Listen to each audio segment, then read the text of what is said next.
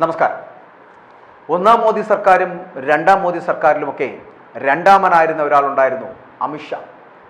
അമിത്ഷാ എന്ന് പറയപ്പെടുന്ന ബുദ്ധിവൈഭവമുള്ള ചാണക്യൻ്റെ തന്ത്രങ്ങളിലൂടെയാണ് BJP എന്നുള്ള പാർട്ടിയും നരേന്ദ്രമോദിയുമൊക്കെ ഭരണം കൈയാളിയിരുന്നത് എന്നും വോട്ടുകളും ഒപ്പം തന്നെ സീറ്റുകളും നേടി അധികാരത്തിലേക്ക് എത്തുവാൻ തന്ത്രങ്ങൾ മെനയുന്നതിൽ മുൻപിൽ നിന്നത് ഈ പറഞ്ഞ അമിത്ഷായുമായിരുന്നു. എന്നാൽ ഇവിടെ മൂന്നാം മോദി സർക്കാർ എത്തിയിരിക്കുന്നു.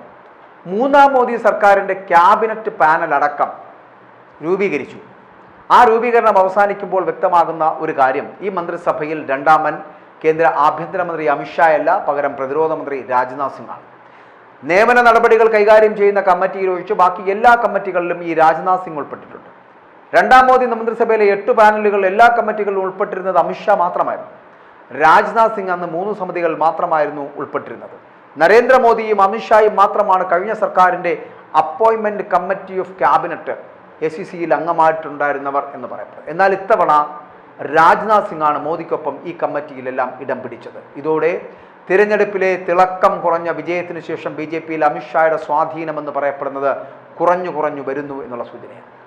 നരേന്ദ്രമോദിയോടും അമിത്ഷായോടുമുള്ള RSS വിയോജിപ്പുകൾ വർദ്ധിച്ച സാഹചര്യത്തിലാണ് രാജ്നാഥ് സിംഗിന് കൂടുതൽ പ്രാധാന്യം നൽകിയുള്ള നീക്കങ്ങൾ ഉണ്ടാകുന്നത് എന്നുള്ളത് ശ്രദ്ധേയമാണ്.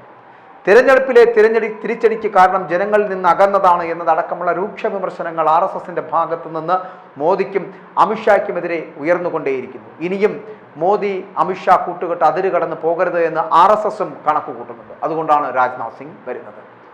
മോദിക്ക് മിണ്ടേണ്ടി വന്നു മണിപ്പൂരിനെ കുറിച്ച് അവസാനം. കാരണം പ്രതിപക്ഷത്തിന് മുന്നിൽ സൂപ്പർ ക്യാബിനറ്റ് എന്നാണ് ഈ സമിതി തന്നെ അറിയപ്പെടുന്നത്. ഈ സമിതിയിലേക്ക് രാജ്നാഥ് സിംഗ് കൂടി കടന്നു വരുമ്പോൾ മോദിയുടെയും അമിത്ഷായുടെയും അപ്രമാദിത്വം എന്ന് പറയപ്പെടുന്ന കുറയാൻ പോകുന്നു. കേന്ദ്ര സംസ്ഥാന ബന്ധങ്ങൾ അടക്കമുള്ള വിഷയങ്ങളിൽ മോദിക്ക് മുകളിൽ തീരുമാനങ്ങൾ എടുത്തിരുന്നത് പലപ്പോഴും അമിത്ഷായാണ് എന്നുള്ള വിമർശനം RSSനകത്ത് തന്നെ ഉണ്ട്. കഴിഞ്ഞ തവണ അമിത്ഷാ അധ്യക്ഷനായിരുന്ന ക്യാബിനറ്റ് കമ്മിറ്റി ഓഫ് അക്കോമഡേഷനിൽ ഇത്തവണയും അദ്ദേഹം തന്നെ അധ്യക്ഷനായി തുടരുന്നുണ്ട് എങ്കിൽ കൂടിയും ഈ കമ്മിറ്റിയിൽ രാജ്നാഥ് സിംഗിനെ ഉൾപ്പെടുത്തിയിട്ടുമില്ല. പ്രധാനപ്പെട്ട കമ്മിറ്റിയായിട്ടുള്ള പൊളിറ്റിക്കൽ അഫയേഴ്സ് കമ്മിറ്റി, ആ പൊളിറ്റിക്കൽ അഫയേഴ്സ് കമ്മിറ്റിയിൽ രാജ്നാഥ് സിംഗിനെ ഉൾപ്പെടുത്തിയിരുന്നില്ല. ഇപ്രാവശ്യമുണ്ട്. കേന്ദ്ര സംസ്ഥാന സർക്കാരുകൾ തമ്മിലുള്ള ബന്ധം, സാമ്പത്തിക ഇടപാടുകൾ അല്ലെങ്കിൽ ഇടപെടലുകൾ എന്നിവ കൈകാര്യം ചെയ്യുന്ന സുപ്രധാന കമ്മിറ്റിയാണിത്. സൂപ്പർ ക്യാബിനറ്റ് എന്നാണ് ഈ സമിതിയെ തന്നെ അറിയപ്പെടുന്നത്. ഈ സമിതിയിലേക്ക് രാജ്നാഥ് സിംഗ് കടന്നു വരുമ്പോൾ മോദിയുടെയും അമിത്ഷായുടെയും ഒക്കെ അപ്രമാദിത്വം എന്ന് പറയപ്പെടുന്നത് കുറയുകയാണ്. കേന്ദ്ര സംസ്ഥാന ബന്ധങ്ങൾ അടക്കമുള്ള വിഷയങ്ങളിൽ മോദിക്ക് മുകളിൽ തീരുമാനങ്ങൾ എപ്പോഴും എടുത്തിരുന്നത്, കഴിഞ്ഞ 2 ടേമിലും എടുത്തിരുന്നത് അമിത്ഷായാണ്.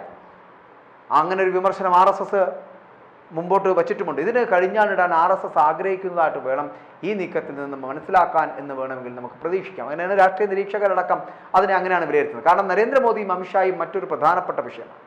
ഒരു കമ്മിറ്റിയിൽ ഒഴിച്ച് ബാക്കി എല്ലാ കമ്മിറ്റികളിലും സഖ്യകക്ഷി മന്ത്രിമാരെയും ഉൾപ്പെടുത്തി. 2014 മുതൽ ഒരൊറ്റ കമ്മിറ്റിയിൽ പോലും സഖ്യകക്ഷി മന്ത്രിമാരെ ഉൾപ്പെടുത്തിയിരുന്നില്ല മുൻപ്. എന്നാൽ ഒറ്റയ്ക്ക് ഭൂരിപക്ഷം ലഭിക്കാത്ത സാഹചര്യത്തിൽ സത്യപ്രതിജ്ഞ ചെയ്ത സർക്കാരിനെ താങ്ങി നിർത്താൻ സഖ്യകക്ഷികളെ വേണ്ട വിധം പരിഗണിക്കാതെ തരമില്ലാത്ത ഒരു സാഹചര്യമാണ് ഇപ്പോൾ BJPക്ക് മുന്നിൽ ഉള്ളത് എന്നുള്ളതാണ്. ഇതേ തുടർന്നാണ് എല്ലാ കമ്മിറ്റികളിലും സഖ്യകക്ഷി മന്ത്രിമാരെ ഉൾപ്പെടുത്തിയിരിക്കുന്നത്. ഇപ്പോൾ മൂന്നാം മോദി മന്ത്രിസഭയിൽ സഖ്യകക്ഷികൾക്ക് എത്ര പ്രാധാന്യം ലഭിക്കുമെന്നായിരുന്നു NDA സർക്കാർ രൂപീകരണ നീക്കങ്ങൾ ആരംഭിച്ചപ്പോൾ മുതൽ ഉയർന്നു കേട്ടിരുന്ന ചർച്ചകൾ. കടും പിടുത്തത്തിന് നിൽക്കാതെ പ്രധാന സഖ്യകക്ഷികളായിട്ടുള്ള TDPയെയും JDUവിനെയും പരിഗണിച്ചുകൊണ്ട് തന്നെ മുന്നണി ബന്ധം ഉറപ്പിച്ച BJPക്ക് അവരുടെ മുന്നിലുണ്ടായിരുന്ന അടുത്ത കടമ്പയായിരുന്നു ക്യാബിനറ്റ് പാനൽ രൂപീകരണങ്ങൾ എന്ന് പറയപ്പെടുന്നത്. ഇത് സഖ്യകക്ഷികളെ പിണക്കാതെ തന്നെ BJP കൈകാര്യം ചെയ്തു എന്നുള്ളത് വസ്തുതയാണ്. രാജ്നാഥ് സിംഗ് പ്രധാനപ്പെട്ട സമിതിയായിട്ടുള്ള സുരക്ഷാ കമ്മിറ്റിയിൽ പ്രധാനമന്ത്രി നരേന്ദ്രമോദി, രാജ്നാഥ് സിംഗ്, അമിത്ഷാ, നിർമ്മല സീതാരാമൻ, S ജയശങ്കർ എന്നിവർ ഉൾപ്പെടെ ഉള്ളവരുണ്ട്. ഈ കമ്മിറ്റിയിൽ മാത്രമാണ് സഖ്യകക്ഷി മന്ത്രിമാരെ ഉൾപ്പെടുത്താതിരുന്നത്. അതേസമയം പൊളിറ്റിക്കൽ അഫയേഴ്സ് കമ്മിറ്റിയിൽ തെലുങ്ക് ദേശം പാർട്ടിയുടെ K രാംമോഹൻ നായിഡു, ഹിന്ദുസ്ഥാനി അവാമി മോർച്ചയുടെ ജിതിൻ റാം മാഞ്ചി ഇവരെ ഉൾപ്പെടുത്തിയിട്ടുണ്ട്. ആന്ധ്രയ്ക്ക് പ്രത്യേക പദവി അടക്കം ഉറപ്പു നൽകിയാണ് TDPയെ BJP കൂടെ നിർത്തിയിരിക്കുന്നത് എന്നുള്ളത് വസ്തുതയാണ്. ഇക്കാര്യം കൂടി പരിഗണിച്ചാണ് TDPയെ തന്നെ ഈ സമിതിയിൽ ഉൾപ്പെടുത്തിയിരിക്കുന്നത്. രാജ്നാഥ് സിംഗിനെ പോലുള്ള നേതാക്കളെ ചേർത്ത് പിടിച്ച് മുന്നോട്ട് പോകുവാനുള്ള മോദിയുടെ തീരുമാനം RSSന്റെ രോഷം തണുപ്പിക്കുവാനുള്ള ഒരു നീക്കമാണ് എന്നുള്ളത് ഒരു വിലയിരുത്തൽ ഉണ്ടാകുന്നുണ്ട്. രാജ്നാഥ് സിംഗിന് അങ്ങനെ RSSന്റെ ഒരു ബന്ധമുണ്ടല്ലോ. സാമ്പത്തിക നയം രൂപീകരിക്കുന്നതിൽ പങ്കുവഹിക്കുന്ന സാമ്പത്തിക സമിതിയിൽ JDUവിൻ്റെ ലാലൻ സിംഗിനെ ഉൾപ്പെടുത്തിയിട്ടുണ്ട്. LJPയുടെ രാംവിലാസ് പാസ്വാന്റെ നേതാവായ ചിരാഗ് പാസ്വാനെ നിക്ഷേപവും വളർച്ചയും സമിതിയിൽ ഉൾപ്പെടുത്തിയിട്ടുണ്ട്. തൊഴിലും നൈപുണ്യ വികസനവും സമിതിയിൽ RLDയുടെ ജയൻ ചൗധരിയെ പ്രത്യേക ക്ഷണിതാവാക്കിയിട്ടുണ്ട്. രാജ്നാഥ് സിംഗിനെ പോലുള്ള നേതാക്കളെ ചേർത്ത് പിടിച്ച് മുന്നോട്ട് പോകുമ്പോൾ അതെന്താണ് അതിൽ നിന്ന് മനസ്സിലാക്കാൻ കഴിയുന്നത്? RSSന്റെ രോഷത്തെ തണുപ്പിക്കുക. അമിത്ഷായുടെ രണ്ടാം സ്ഥാനം ഇതോടുകൂടി ഏറെക്കുറെ തെറിച്ചു കഴിഞ്ഞു. അപ്രസക്തമാണ് ഇപ്പോൾ അമിത്ഷാ. കഴിഞ്ഞ സർക്കാരിൽ മോദി കഴിഞ്ഞാൽ ഏറ്റവും സീനിയർ രാജ്നാഥ് സിംഗ് ആയിരുന്നിട്ടും അമിത്ഷായാണ് കാര്യങ്ങളൊക്കെ നിയന്ത്രിച്ചിരുന്നത്. BJP അധ്യക്ഷൻ JP നദ്ദ ആയിരുന്നുവെങ്കിലും പാർട്ടിക്കുള്ളിലെ സുപ്രധാന തീരുമാനങ്ങളടക്കം സ്വീകരിച്ചിരുന്നതൊക്കെ അമിത്ഷാ ആയിരുന്നു. മോദിയും അമിത്ഷായും ചേർന്നാണ് BJPയുടെ ക്യാമ്പയിനുകളെല്ലാം തന്നെ നിയന്ത്രിച്ചിരുന്നത് പോലും. മറ്റു പാർട്ടികളിൽ നിന്ന് BJPയിലേക്ക് നേതാക്കളെ എത്തിച്ചിരുന്നതും സംസ്ഥാന സർക്കാരുകളെ മറിച്ചിടാൻ ചുക്കാൻ പിടിച്ചിരുന്നതും ഒക്കെ അമിത്ഷായായിരുന്നു. എന്നാൽ അഴിമതിക്കാരായ നേതാക്കളെ കൂടെ കൂട്ടി അമിത്ഷാ BJPയുടെ പ്രതിച്ഛായ നശിപ്പിച്ചു എന്നാണ് RSSന്റെ വിമർശനമെന്ന് പറയുന്നത്. മോദിയെയും അമിത്ഷായെയും ഇനിയും കയറൂരി വിട്ടാൽ കൂടുതൽ തിരിച്ചടി ഉണ്ടാകുമെന്ന് സംഘപരിവാർ വിലയിരുത്തുന്നുണ്ട്. ഇതിന്റെ ഭാഗമായാണ് 13-ാം വയസ്സിൽ RSSൽ ചേർന്ന രാജ്നാഥ് സിംഗിനെ നിർണായകമായിട്ടുള്ള സ്ഥാനങ്ങളിലേക്ക് BJP തിരികെ കയറ്റേണ്ടി വരുന്ന സാഹചര്യം ഉണ്ടാകുന്നത്. ഇവിടെ BJPക്ക് RSS പറയുന്നത് കേൾക്കാതെ മുന്നോട്ട് പോകാൻ കഴിയില്ല. അമിത്ഷാ ചെയ്തു കൂട്ടിയുള്ള ചെയ്തികളെ ഒരിക്കലും RSS ന്യായീകരിക്കുന്നില്ല. RSS 3-ാം മോദി സർക്കാർ ഉണ്ടായപ്പോൾ തന്നെ അവർ മുന്നോട്ട് വെച്ച വാദം, ഒരു സംസ്ഥാന സർക്കാരിൻ്റെ മുന്നിലും നമുക്ക് ഭരിക്കാൻ സീറ്റുകളില്ല എങ്കിൽ അവരെ തള്ളിയിട്ടുകൊണ്ട് ഭരിക്കുന്ന ഒരു സമീപനം സ്വീകരിക്കരുത് എന്നാണ്. അപ്പോൾ ഇന്ത്യ മുഴുവനും കാവ്യവൽക്കരിക്കുന്നതിൻ്റെ ഭാഗമായിട്ട്, കോൺഗ്രസ് മുക്ത ഭാരതം ഉണ്ടാക്കിയെടുക്കുന്നതിൻ്റെ ഭാഗമായിട്ട് തന്ത്രങ്ങളിലൂടെ, കെടുബുദ്ധിയിലൂടെയൊക്കെ ഈ അമിത്ഷായെ പോലുള്ളവർ പലപ്പോഴും പല സർക്കാരുകളെയും മറിച്ചിട്ടുണ്ട്.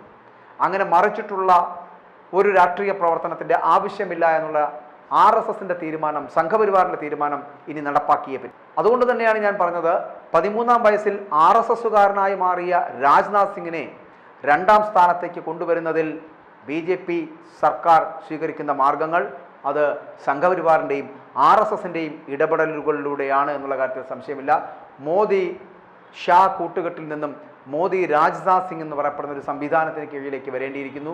മാത്രമല്ല അമിത്ഷായ്ക്ക് അമിതാധികാരങ്ങൾ കൊടുക്കേണ്ട ആവശ്യമില്ല എന്ന് തുറന്നടിക്കുകയാണ് സംഘപരിവാറും ഒപ്പം തന്നെ RSSും. അതുകൊണ്ട് 1-ാം സ്ഥാനവും 2-ാം സ്ഥാനവും ഒക്കെ നഷ്ടപ്പെട്ടുകൊണ്ട് പോകുന്ന അമിത്ഷായെ നമുക്ക് ഈ 3-ാം മോദി സർക്കാരിൽ കാണാൻ കഴിയുന്നു.